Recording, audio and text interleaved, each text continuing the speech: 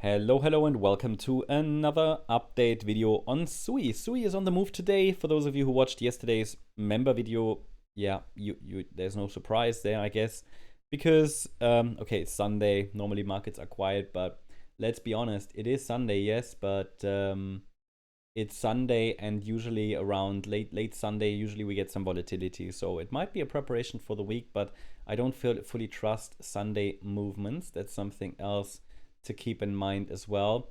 So while it is Sunday, we definitely welcome a move like this. It is in line with the Elliott wave structure that we've been tracking, which is for a possible third wave to the upside. The support levels we discussed are holding, and that resistance level, the next upside target and resistance we talked about in yesterday's member video, has now been reached here, 267. Yeah, it's 267 is the previous swing high, this B wave high, and also the high of wave 1 and the swing highs of the 20th of October and 21st of October. So that's all okay. You know, the market is doing what the market should do in this setup and structure. So it might very well be the case that we're now in a third wave. Microstructure is not super clean. I said it in yesterday's video that maybe this is a 1-2-1-2 setup, but it's too small to label. And so we'll just see. Support is holding. We'll see if we can get some further upside momentum from here, which would validate and confirm this wave structure further. If we can break above 267, this area around those previous swing highs from the 20th and 21st of October, then the next focus will be on this B wave high that formed around the 14th of October. A lot of coins and charts formed local highs, on that day. But really the very, let's say the most meaningful level and really the most important, you could say, upside target for the bulls, short-term upside target, is this 350 level. Because this is where the selling volume kicked in on the 10th of October. Now you see the market sold off strongly. We have different low points around different exchanges here on Coinbase.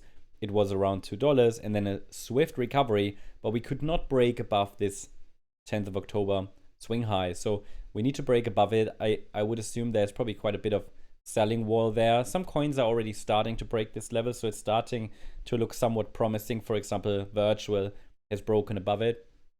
And overall, today, Bitcoin is on the move.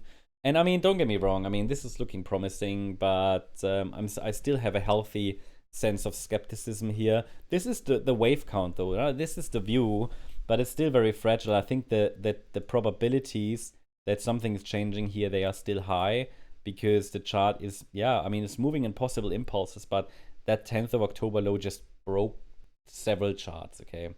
So I think we are flexible here, okay? We have to be flexible, but but so far it's pointing to the upside. The chart upside momentum was very weak this week, okay?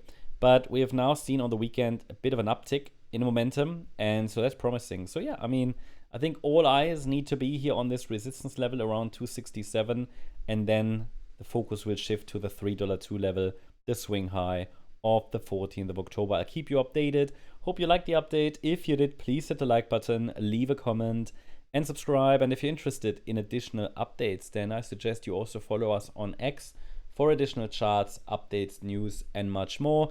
And also maybe you want to join today for our MCO live session at 5 p.m. UTC in a bit more than an hour, where we cover around 40 coins probably. It's good preparation for the week, especially with the momentum building. It might be worth to check out some setups. So feel free to join. See you there. Bye-bye.